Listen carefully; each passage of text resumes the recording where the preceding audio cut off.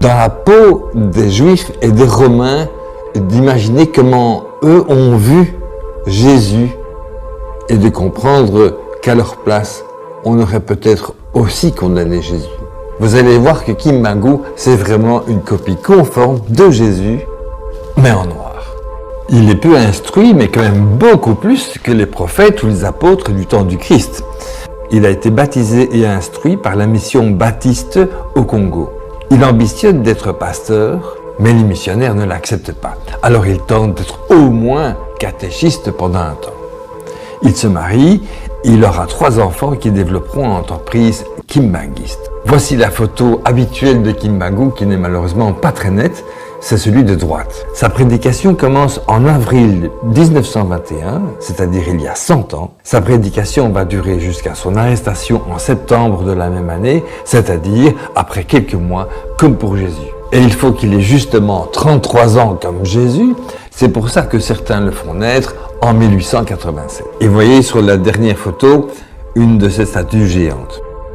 Le 6 avril 1921, il guérit par l'imposition des mains une femme malade à Léopoldville. Selon les versions, il s'agit d'une vieille femme, d'une jeune femme, d'une femme enceinte, d'une guérison, d'une résurrection.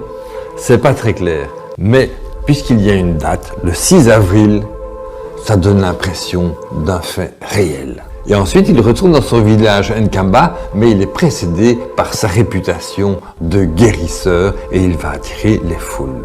Enfin, quelqu'un de plus puissant que les Blancs. Et lui-même, il y croit. Il a été formé par les missionnaires pour croire que derrière le monde réel, il y a un monde surnaturel où tout est possible et qu'il suffit d'avoir la foi. Il croit dans cette guérison miraculeuse et il croit dans sa foi. Et il croit en lui, alors les autres vont croire en lui aussi. Et il croit avoir une mission. Et de là commence sa prédication et son succès de foule. Il a parlé avec Dieu. Et en même temps que sa formation, les missionnaires lui ont enseigné en fait tous les trucs de Jésus. Ses miracles, sa façon de parler. Et ça marche. Il prophétise à tout va.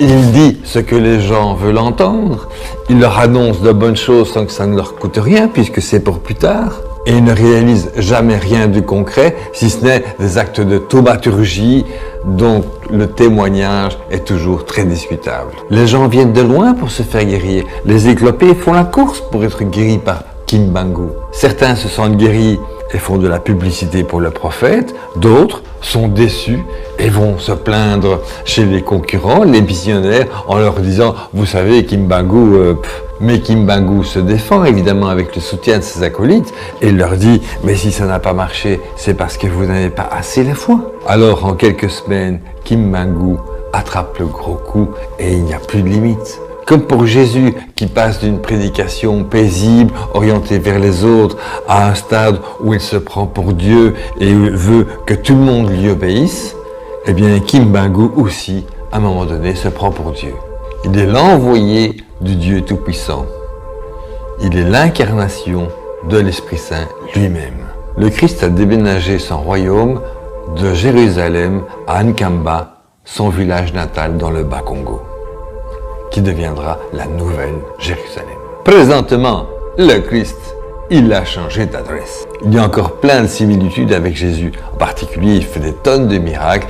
Il rend la vue aux aveugles. Il fait entendre les sourds. Il fait marcher les paralytiques. Il chasse les démons. Il ressuscite les morts. Il rassemble les foules. Bref, la totale. À propos de foule, dans un texte, il parle d'une foule immense. Et puis un peu plus loin, il précise 65 personnes. Alors, que signifie le mot foule dans les évangiles? Il nomme aussi des apôtres et une particularité, il se fait dénoncer pour 30 francs. Il annonce plein de bonnes choses sans que ça ne lui coûte rien puisque c'est pour plus tard. Et en particulier, il leur annonce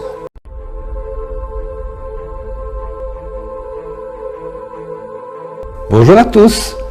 Aujourd'hui, j'ai envie de vous raconter une histoire extraordinaire, celle du Jésus noir, Simon Kim Bang-gu. C'est une histoire passionnante parce qu'elle se passe en 1921 et qu'on a beaucoup de sources de l'époque qui nous permettent de comprendre comment naît un prophète, comment surgit une église à partir de sa prédication et comment s'écrit un évangile à partir de témoins exaltés et qui n'ont pas toujours beaucoup d'instructions. C'est un Jésus observable dans son jus, dans son contexte et qui nous permet d'un peu comprendre et de nous mettre dans la peau des Juifs et des Romains, d'imaginer comment eux ont vu Jésus et de comprendre qu'à leur place, on aurait peut-être aussi condamné Jésus. Vous allez voir que Kim Bang-gu, c'est vraiment une copie conforme de Jésus, mais en noir. Il est peu instruit, mais quand même beaucoup plus que les prophètes ou les apôtres du temps du Christ. Il a été baptisé et instruit par la mission baptiste au Congo. Il ambitionne d'être pasteur, mais les missionnaires ne l'acceptent pas. Alors il tente d'être au moins catéchiste pendant un temps.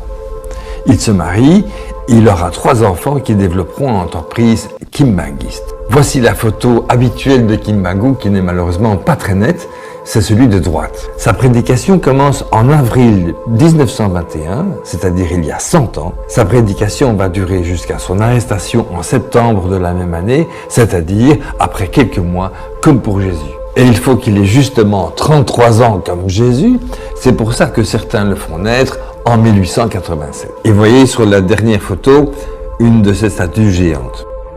Le 6 avril 1921, il guérit par l'imposition des mains une femme malade à Léopoldville. Selon les versions, il s'agit d'une vieille femme, d'une jeune femme, d'une femme enceinte, d'une guérison, d'une résurrection.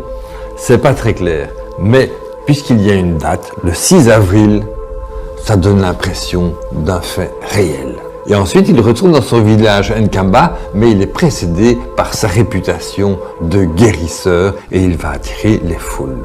Enfin, quelqu'un de plus puissant que les Blancs.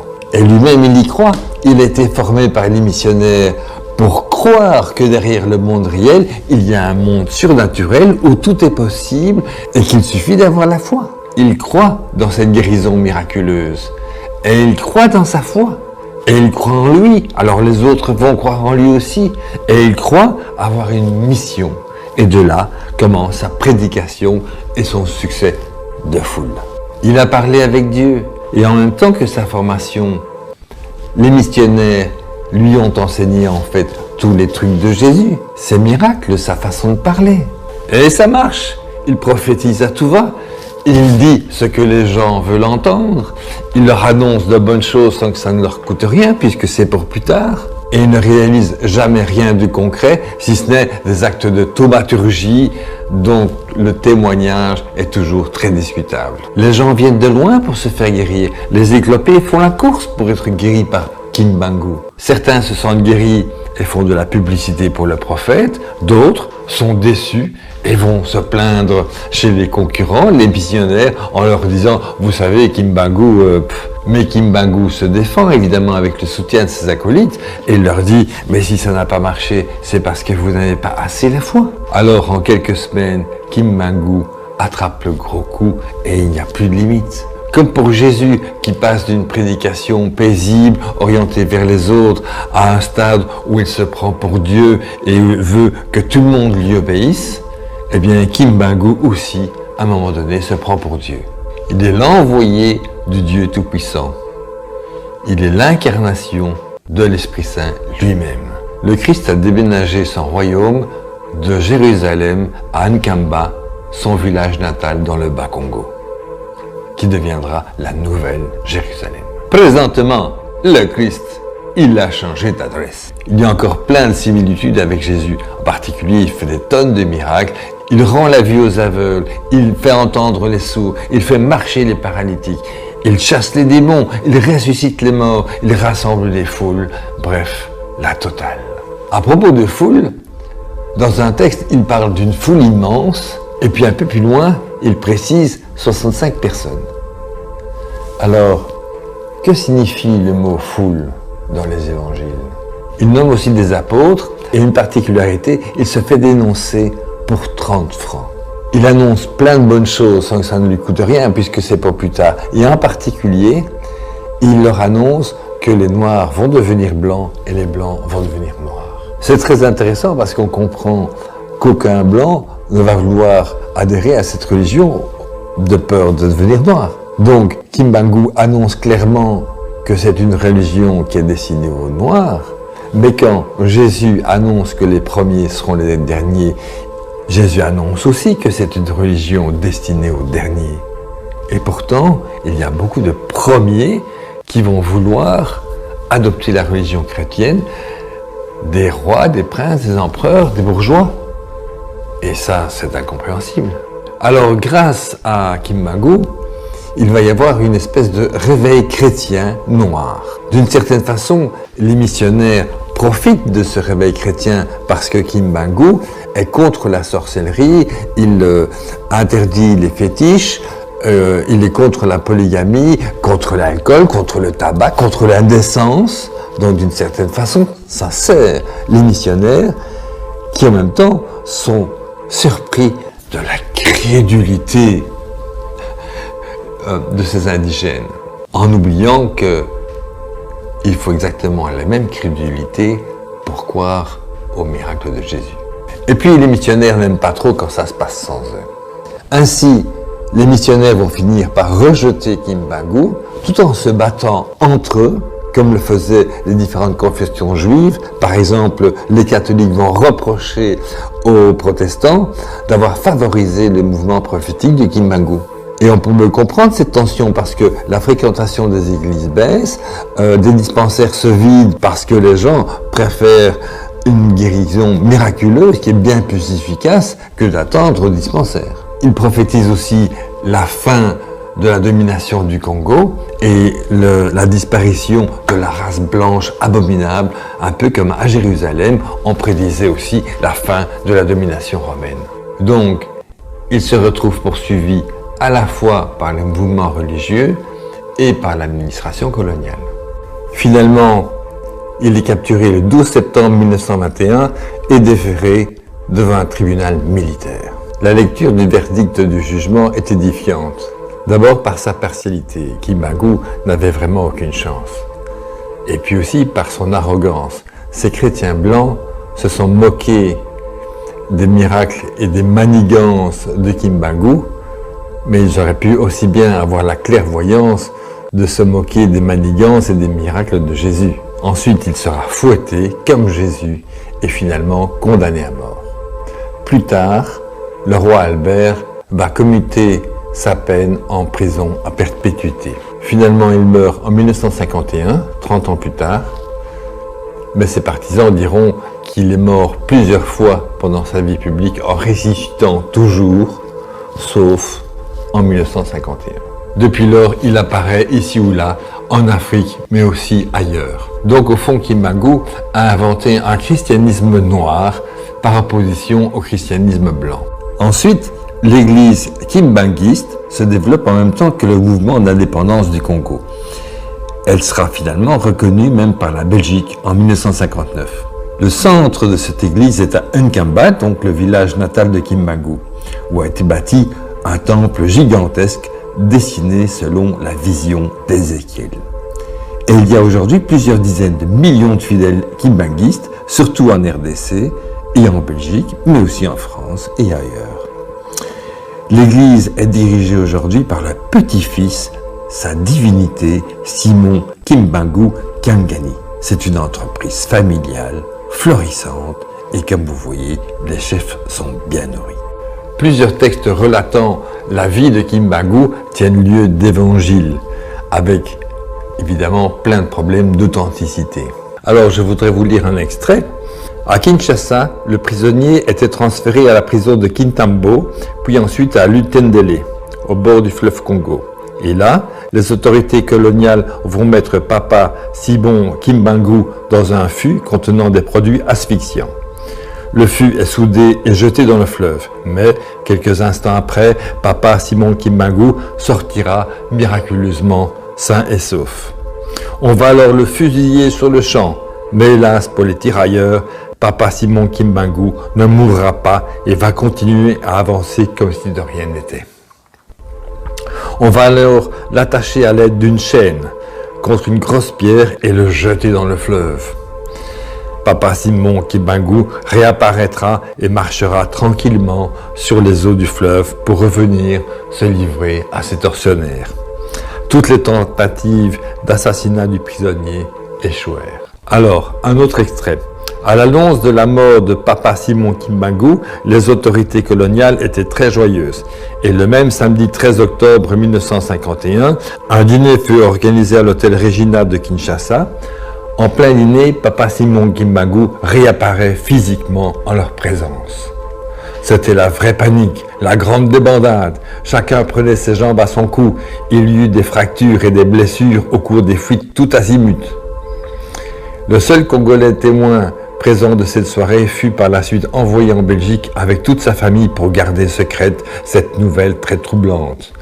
Le témoin divulgua néanmoins le secret au premier fils de Papa Simon Kimbangu. Comment aurions-nous jugé cet homme à leur place? Est-ce que nous aurions confirmé qu'il était l'incarnation du Saint-Esprit et l'auteur de miracles?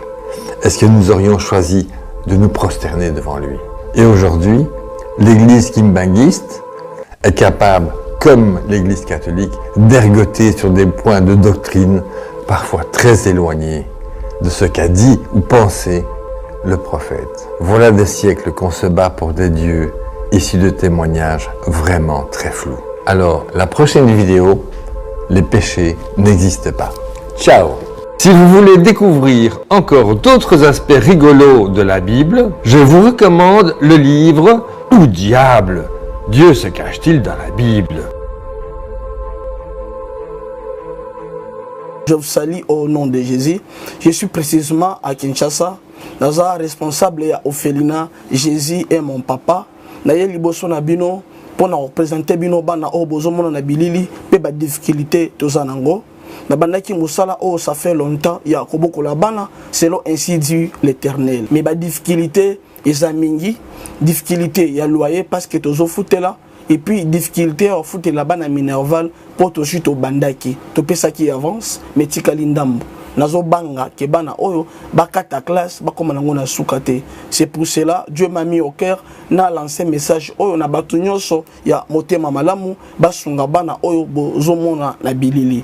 Bana oyo bozomona na bilili ndambo na juna rond-point Ngaba, ndambo Victoire, ndambo Limité et puis ndambo l'état pesingai. Pona bande kolanga nyonso ba congolais bobi ba réalité nini to passer nango na mboka. Soki nga simple individu na ndimi kozwa bana oyo na bokola na ainsi dit l'Éternel. Ce qui l'État s'est décidé, tout le monde a souba fazer na zelate. C'est difficile, il y a aussi un moko. C'est pour ça que nous lancé appel na bana nyonso nzambe pour na classe ya bana oyo, pour na loyer na bango, kolata pe kolia na bango. Na osenga na batu nyonso baza cœur sensible, pe baza na motema kosunga ba sunga biso pe ba salisa biso.